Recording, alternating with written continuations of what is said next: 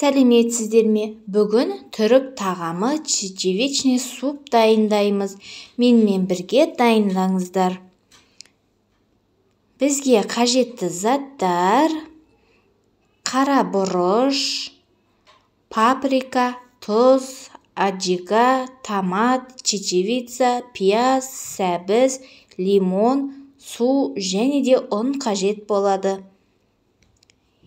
Ендеше бастаймыз. Ең бірінші пиязымызды тураймыз. Пиязымызды қатты ұсақ етіп тураудың қажеті жоқ.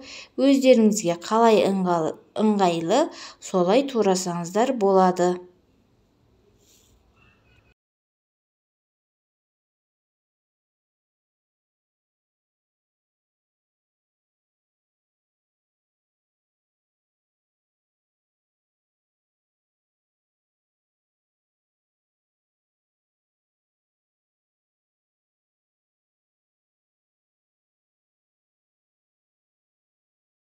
Мінекей пиязымызды турап алдық. Енді қазанымызға майымызды құйып, қыздырамыз.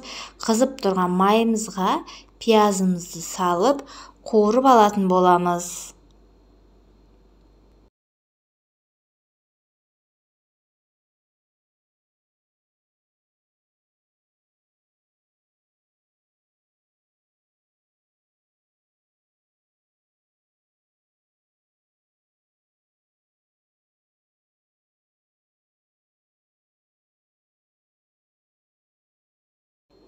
Пиязымыз қуырылып жатқанда біз сәбізімізді турайтын боламыз. Сәбізді төрт бұрышты етіп тураймыз.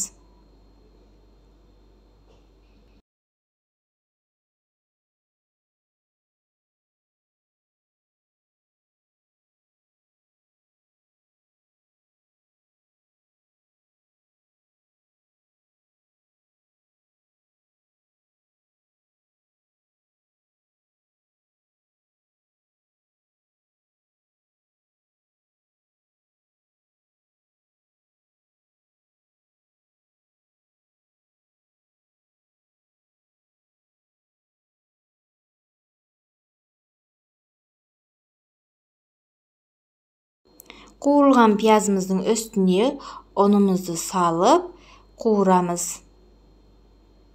Қатты көп қуырудың қажеті жоқ ұн салғаннан соң. Неге жақсылап араластырып алдық. Бұның үстіне туралған сәбізімізді саламыз. Үстіне дәмдеуіштерімізді салып, бір араластырып аламыз.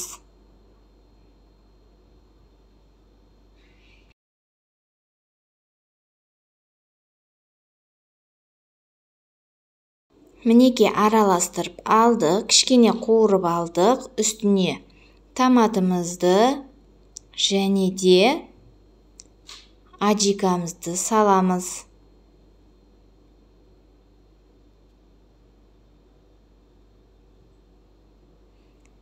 Және бір араластырамыз.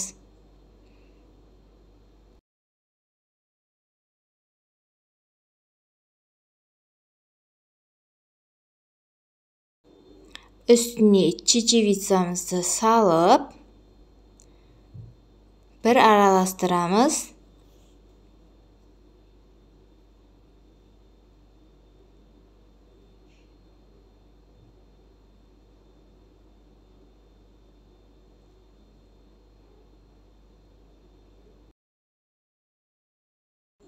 Негізінде картоп қосудың қажеті жоқ, өз қалауларыңыз. Мен аздап қостым, кішкене дәм беру үшін. Өз қалауларыңыз, қоссаңыздар да болады, қоспасаңыздар да болады. Енді осының үстіне 1 литр суымызды құйып, қайнағанша қоямыз.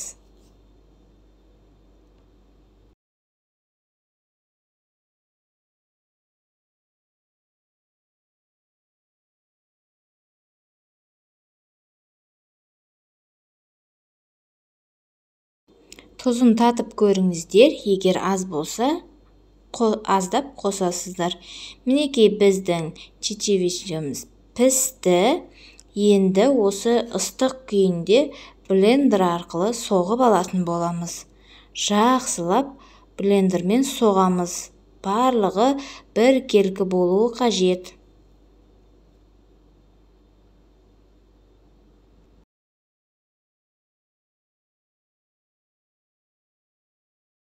Мінекей блендермен соғып алдық. Өте әдемі сұйықтықта болды.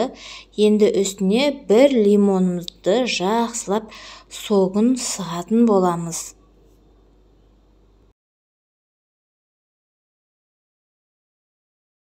Мінекей түрік тағамы чечевичный суп дәл осындай болады. Біздің супымыз дайын.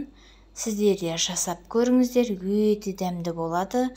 Видеоны соңына дейін қарағандарыңыз үшін рахмет.